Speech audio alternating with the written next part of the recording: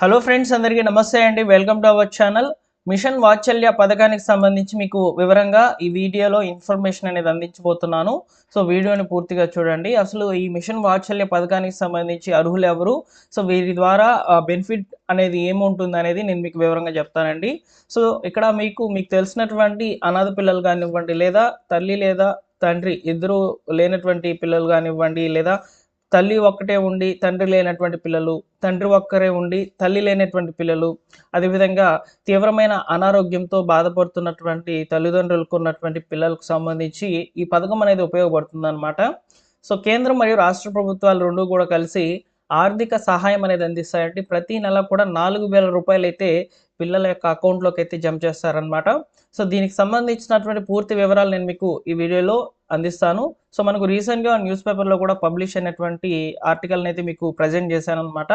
So కాబట్టి మీరు application అనేది చేయించవచ్చనమాట. ఈ పిల్లలకు సంబంధించి ఎలా చేయించాలి, ఏంటి అనే వివరాలను వీడియోలోకి వెళ్లి వివరంగా తెలుసుకుందాం.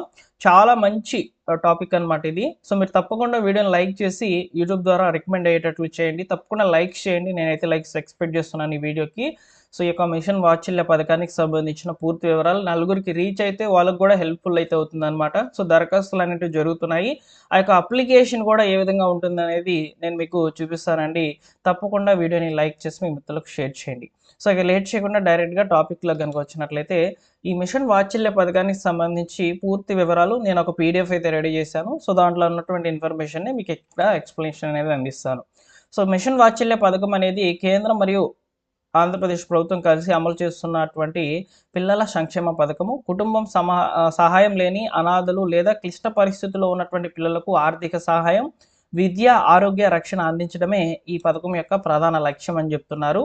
ఈ యొక్క పథకానికి సంబంధించిన ముఖ్య ఉద్దేశం చూసుకున్నట్లయితే, అనాథ మరియు నిరాశ్రయ పిల్లలకు ఆర్థిక భరోసా కల్పించడము, పిల్లలకు చదువులు మానకుండా కొనసాగించేందుకు సహాయం అందించడము, పిల్లలకు సరైన పోషణ, ఆరోగ్య సంరక్షణ అందించడము, పిల్లలను సంస్థల్లో కాకుండా వీలైనంత వరకు కుటుంబ వాతావరణంలో పెంచేందుకు ప్రోత్సహించడం అన్నమాట.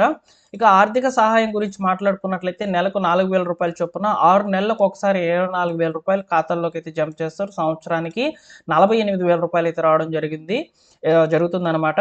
సో పిల్లలకు 18 సంవత్సరాలు వచ్చే వరకు ఈ సహాయం అనేది అందించబడుతుందని చెప్తున్నారు. అర్హతలు కనుక చూసుకున్నట్లయితే అనాథ పిల్లలు అంటే తల్లిదండ్రులు ఇద్దరూ లేనటువంటి పిల్లలు, తల్లి లేదా తండ్రి ఒకరు మరణించినటువంటి పిల్లలు, మరియు కుటుంబం ఆర్థికంగా బలహీనంగా ఉన్నటువంటి కుటుంబాల్లో ఈ పరిస్థితులు గనక ఉండినట్లయితే వాళ్ళకి తప్పకుండా ఇన్ఫర్మేషన్‌ని చేరవేయండి. అదేవిధంగా విడాకులు పొందినటువంటి తల్లిదండ్రుల పిల్లలు, ప్రాణాంతక వ్యాధులతో బాధపడుతున్నటువంటి తల్లిదండ్రుల యొక్క పిల్లలు, యాసిడ్ దాడి బాధితుల పిల్లలు, ప్రకృతి వైపరీత్యాల వల్ల తల్లిదండ్రులు కోల్పోయినటువంటి పిల్లలు, అదేవిధంగా క్లిష్ట పరిస్థితిలో ఉన్నటువంటి పిల్లలకు సంబంధించి ఈ యొక్క ఆర్థిక సహాయం అనేది అందించబడుతుందని చెప్పి ఇక్కడ మనకు కేంద్రం మరియు ప్రభుత్వం అయితే చెప్తుందనమాట. సో అయితే ఇక్కడ మీకు కనిపిస్తున్నటువంటి డాక్యుమెంట్స్ అన్నిటిని కూడా మీరు రెడీ చేసుకున్నట్లయితే అప్లికేషన్ అనేది చేయవచ్చనమాట. అప్లికేషన్స్ అనేటివి స్వీకరిస్తుంది గవర్నమెంటు. సో మన యొక్క గవర్నమెంట్ అయితే స్వీకరిస్తుందండి. అప్లికేషన్‌తో పాటు ఇవ్వాల్సినటువంటి డాక్యుమెంట్స్ చూసుకున్నట్లయితే పిల్లవాని యొక్క ఆధార్ కార్డు, జనన ధృవీకరణ పత్రం, రేషన్ కార్డు, ఆధార్‌తో అనుసంధానమైనటువంటి బ్యాంకు ఖాతా, తల్లిదండ్రుల మరణ ధృవీకరణ పత్రము, ఆదాయ ధృవీకరణ పత్రము, సంరక్షకుని ఆధార్, పాస్‌పోర్ట్ సైజ్ ఫోటోలు, ఇతర అవసరమైన ధృవీకరణ పత్రాలైతే ఇవ్వాల్సైతే ఉంటుంది. ఎక్కడ దరఖాస్తు చేయాలంటే సమీప అంగన్వాడీ కేంద్రంను సందర్శించండి. ఐసీడీఎస్ ప్రాజెక్ట్ కార్యాలయం లేదా సీడీపీఓ కార్యాలయంలో దరఖాస్తు అందించాలి. అవసరమైన పత్రాలను సమర్పించాలి. అధికారులు పరిశీలించి అర్హత నిర్దేశించిన తర్వాత లబ్ధిదారుల ఎంపికైతే చేస్తారని చెప్పి ఇక్కడ మనకు తెలుస్తుంది. ముఖ్యమైన విషయాలు చూసుకున్నట్లయితే డైరెక్ట్ బెనిఫిటరీ ట్రాన్స్ఫర్ విధానంలో ఇక్కడ అమౌంట్ అనేది చెల్లించబడుతుంది. పిల్లవానికి 4000 రూపాయల చొప్పున సహాయం అయితే అందిస్తుందన్నమాట. అన్ని డాక్యుమెంట్స్ కూడా కరెక్ట్‌గా ఇవ్వాలండి మీరు. అప్పుడే ఈ యొక్క అప్లికేషన్ అనేది రిజెక్ట్ కాకుండా అయితే వస్తుందని చెప్పి అయితే ఇక్కడ చెప్తున్నారనమాట. అయితే అప్లికేషన్ గురించి అయితే నేను గూగుల్‌లో అయితే సెర్చ్ చేశాననమాట. అప్లికేషన్ అనేది ఇంగ్లీష్‌లో అయితే వస్తుందండి. సో తెలుగులో ఉండే అప్లికేషన్ కూడా అవైలబుల్‌లో అయితే ఉంటుందనమాట. ఒకసారి నేను ఇక్కడ మీకు ఇంగ్లీష్‌లో ఉన్నటువంటి అప్లికేషన్ కూడా చూపిస్తాను. సో అందులో ఫిల్లింగ్ అనేది ఏ విధంగా చేయాలంటే తెలుగులో కూడా మీరు రాయవచ్చనమాట. సో ఆ యొక్క అప్లికేషన్ ఎలా ఫిల్ చేయాలనేది చెప్తాను. సో ఎక్కడికి వెళ్ళి మీరు డాక్యుమెంట్ అనేది సబ్మిట్ చేయాలి, అప్లికేషన్ ఇవ్వాలనేది మీకు ఇక్కడ చెప్పాను. ఎవరికి వస్తుందో కూడా చెప్పాను. సో మీరు వెంటనే కూడా ఇలాంటి పిల్లలు మీకు దగ్గరలో గనుక ఉండినట్లయితే వాళ్ళకి కొంచెం హెల్ప్ చేయండి. సో నెలకి వాళ్ళకి 4000 రూపాయలు నుంచి రావడం జరుగుతుందనమాట డబ్బులనేటివి. 6 నెలలకు ఒకసారి డబ్బులు వేస్తారు. సంవత్సరానికి 48,000 రూపాయలైతే రావడం జరుగుతుందనమాట. సో, ఈ ఇన్ఫర్మేషన్‌ని తప్పకుండా లైక్ చేయండి ఫ్రెండ్స్. ఇప్పుడు నేను మీకు అప్లికేషన్ ఎలా ఫిల్ చేయాలనేది చూపిస్తాను. ఫ్రెండ్స్, అప్లికేషన్ అయితే ఒకసారి చూపిస్తాను చూడండి. అప్లికేషన్ అయితే ఈ విధంగా ఉంటుందన్నమాట. సో, ఈ యొక్క అప్లికేషన్‌లో డీటెయిల్స్ అనేటివి ఎలా రాయాలనేది చెప్తాను. ఇక్కడ చూడండి.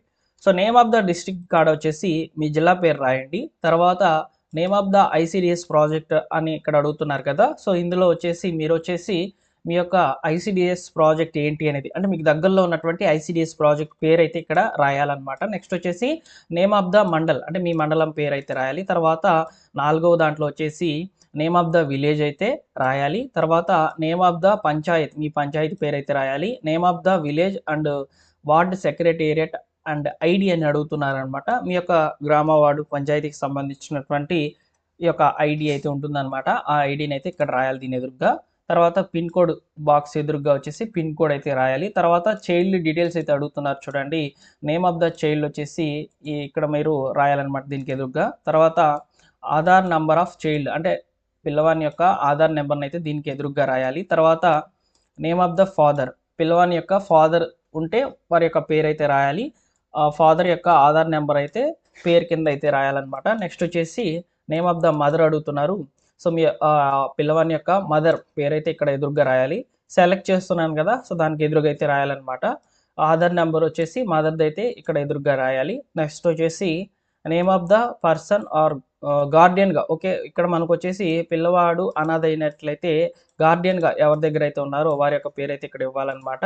సో, రిలేషన్ ఏంటి ఆ పిల్లవానికి లేదా పర్సన్ ఎవరైతే చూసుకుంటున్నారో వారి యొక్క రిలేషన్ ఏంటనేది ఇక్కడ ఇవ్వాలన్నమాట. గార్డియన్ అయితే గార్డియన్ ఇవ్వాలి, లేదా పిన్ని, బాబాయ్ ఇట్లా ఉంటారు కదా! సో, వారి యొక్క పేరైతే ఇక్కడ రాసేసి వారి యొక్క రిలేషన్ ఏంటనేది ఇక్కడ రాయాలన్నమాట. నెక్స్ట్ వచ్చేసి date of birth of the child and age. So, date of birth రాసి పక్కన వచ్చేసి ఏజ్ కూడా రాయాలన్నమాట. నెక్స్ట్ వచ్చేసి పిల్లవాడి జెండర్ అయితే ఇవ్వాలి. Next name of the school and studying class, అంటే ఏం చదువుతున్నారు, స్కూల్ పేరేంటి అనేది ఈ యొక్క బాక్స్ ఎదురుగా అయితే రాయాలన్నమాట. క్యాస్ట్ రాయాలి. తర్వాత రిలీజియన్ రాయాలి. ఫోన్ నెంబర్స్ కూడా ఇక్కడ ఎదురుగా 1, 2 ఇచ్చున్నారు చూడండి. వీటిలో వచ్చేసి 4 నెంబర్లు కూడా ఇవ్వాలన్నమాట. ఇక్కడ bank name and IFSC code, branch పేర్లు అయితే ఎదురుగా రాయాలి. ఇక్కడ బ్యాంక్ అకౌంట్ చూడండి, చైల్డ్‌కి ఉంటే ఇవ్వచ్చు, లేదా జాయింట్ అకౌంట్ అనేది ఫాదర్ లేదా మదర్ ఆర్ గార్డియన్‌తో ఉండినట్లయితే ఆ అకౌంట్ నెంబర్ కూడా ఇక్కడ ఇవ్వచ్చు అని చెప్తున్నారు. నెక్స్ట్ ఇక్కడ ఒకవేళ పిల్లవాని యొక్క తల్లిదండ్రులు మరణించినట్లయితే దానికి సంబంధించినటువంటి రీజన్స్ అనేటివి ఈ యొక్క 6వ కాలంలో అయితే ఇవ్వాలన్నమాట మీరు. ఇక్కడ చూడండి, డిసీజెస్ అనేటివి ఇద్దరు సఫరింగ్ అవుతున్నట్లయితే ఫాదర్, మదర్ అని ఇచ్చారు. సో, ఫాదర్ సఫర్ అవుతున్నట్లయితే ఫాదర్‌ని అయితే సెలెక్ట్ చేసుకొని టిక్ పెట్టాలి. సో, దానికి సంబంధించినటువంటి వివరాలు అయితే రాయాలన్నమాట. ఒకవేళ చనిపోయినట్లయితే ఎందుకు చనిపోయారు అనే రీజన్స్ కూడా ఇక్కడ అడిగారు. తర్వాత చనిపోయినటువంటి వ్యక్తి చైల్డ్‌కి రిలేషన్ ఏంటనేది కూడా ఇక్కడ అడుగుతున్నారు. డెత్ సర్టిఫికేట్ నెంబర్ అయితే ఇక్కడ ఇవ్వాలి. కేటగిరీ చూసుకున్నట్లయితే ఆర్ఫాన్, అంటే ఇక్కడ మనకు పిల్లవాడు వచ్చేసి అనాథ లేకపోతే సెమీ ఆర్ఫన్, అంటే తండ్రి ఇద్దరు ఎవరో ఒకరు కోల్పోయినటువంటి పిల్లవాడా, లేకపోతే హెచ్ఐవి ఎఫెక్టెడ్ లేదా ఇన్ఫెక్టెడ్ పిల్లవాడా అని చెప్పి ఇక్కడ మనకు వివరాలు అయితే అడుగుతున్నారు. ఆ వివరాలన్నీ కూడా ఇచ్చేయాలన్నమాట. తర్వాత 8థ్‌లో వచ్చేసి మనకి ఏం అడుగుతున్నారంటే ఫైనాన్షియల్ స్టేటస్ అయితే అడుగుతున్నారు. బిలో పావర్టీ లైన్‌కి ఉన్నారా, లేకపోతే అబోవ్ పావర్టీ లైన్‌కి ఉన్నారా అనేది ఇక్కడ వివరాలు ఇవ్వాలి. నెక్స్ట్ యాన్యువల్ ఇన్‌కమ్ అనేది ఇవ్వాలండి. తర్వాత రేషన్ కార్డ్ నెంబర్ అయితే దీనికి ఎదురుగా అయితే ఇవ్వాలి. ఆ తర్వాత వచ్చేసి మనకు 9వ బాక్స్‌లో వచ్చేసి father and mother name or Guardian వచ్చేసి వారి యొక్క వివరాలు అయితే ఇక్కడ ఇవ్వాలన్నమాట. వారి యొక్క ఆక్యుపేషన్ ఏంటనేది ఇవ్వాలి. తర్వాత ఇక్కడ చూసుకున్నట్లయితే స్కాలర్‌షిప్‌కి ఎలిజిబుల్ అవుతారా లేదా అనేది వివరాలు ఇక్కడ ఇవ్వాలన్నమాట. సో, ఇక్కడ మనకు వచ్చేసి గివ్ జస్టిఫికేషన్ అని చెప్పి ఇక్కడ మనకు ఫ్యామిలీకి సంబంధించినటువంటి వివరాలు కొన్ని ఏమైనా ఇక్కడ ఇతరాలు మీరు రాయాలనుకుంటే రాయొచ్చు అని చెప్తున్నారు. ఇక్కడ ఎన్‌క్లోజర్‌లో చూడండి, ఈ డాక్యుమెంట్స్ అన్నిటిని కూడా మీరు సబ్మిట్ చేయాల్సి అయితే ఉంటుందన్నమాట. ఒకసారి చూసుకున్నట్లయితే డేట్ ఆఫ్ బర్త్ సర్టిఫికేట్ పిల్లవాడికి సంబంధించి అయితే ఇవ్వాలి. తర్వాత డెత్ సర్టిఫికేట్ ఇవ్వాలి. తర్వాత ఒకవేళ తల్లిదండ్రులు డెత్ సర్టిఫికేట్‌లో ఏదైనా ఈ యొక్క ఎందుకు చనిపోయారు అనే వివరాలు అనేటివి ఉండేటువంటి ఒక డాక్యుమెంట్ కూడా ఉంటుందన్నమాట. సర్టిఫికేట్ మెడికల్ ఆఫీసర్లు అయితే ఇస్తారు. ఆ డాక్యుమెంట్ కూడా ఇవ్వాలి. ఒకవేళ కోవిడ్ వల్ల చనిపోయినట్లయితే లేదా హెచ్ఐవి వల్ల చనిపోయినట్లయితే దానికి సంబంధించినటువంటి సర్టిఫికేట్ కనుక ఉన్నట్లయితే దాన్ని కూడా యాడ్ చేయాలి. తర్వాత ఈ యొక్క పిల్లవాని యొక్క ఆధార్ కార్డు, మదర్ యొక్క ఆధార్ కార్డు, అదేవిధంగా ఫాదర్ యొక్క ఆధార్ కార్డు, గార్డియన్ యొక్క ఆధార్ కార్డు, రేషన్ కార్డ్ యొక్క జెరాక్స్, నెక్స్ట్ వచ్చేసి క్యాస్ట్ సర్టిఫికేట్ జెరాక్స్, తర్వాత పిల్లవాని యొక్క పాస్పోర్ట్ సైజ్ ఫొటోస్, స్టడీ సర్టిఫికేట్లు, బ్యాంక్ అకౌంట్ డీటెయిల్స్ ఉన్నటువంటి డాక్యుమెంట్స్ ఇవన్నీ కూడా సబ్మిట్ అయితే చేయాలి. సబ్మిట్ చేసిన తర్వాత ఇక్కడ పిల్లవాడి దగ్గర సంతకం పెట్టించుకోవాలి. తర్వాత ఇక్కడ సిగ్నేచర్ అనేది ఫాదర్, మదర్ ఆర్ గార్డియన్. ఇక్కడ 3 ఎందుకు అడుగుతున్నారంటే ఫాదర్ ఉంటే తల్లి చనిపోయినట్లయితే ఫాదర్ ఉంటారు కాబట్టి వారి యొక్క సంతకం, లేదా ఫాదర్ చనిపోయి తల్లి ఉంటే తల్లి యొక్క సంతకం, లేదా ఇద్దరు చనిపోయినట్లయితే గార్డియన్ దగ్గర ఉంటాడు కాబట్టి గార్డియన్ యొక్క సంతకం అనేది ఇక్కడ పెట్టాల్సి అయితే ఉంటుంది. సో ఇలా మీరు ఈ డాక్యుమెంట్స్ అన్నిటిని కూడా సబ్మిట్ చేసి ఇచ్చినట్లయితే సో యొక్క అప్లికేషన్ అనేది ముందుకైతే తీసుకువెళ్తారు. పిల్లవాడు ఎలిజిబుల్ అయితే వాడికి సంబంధించి యొక్క స్కాలర్షిప్ లాగా అమౌంట్ అనేది 4,000 రూపాయలు అయితే రావడం జరుగుతుంది. ఎవ్రీ మంత్ కూడా వస్తుంది అనమాట. అయితే 6 నెలలకు ఒకసారి డీబీటీ డైరెక్ట్ బెనిఫిషరీ ట్రాన్స్ఫర్ విధానంలో డబ్బులు అనేవి పడతాయి.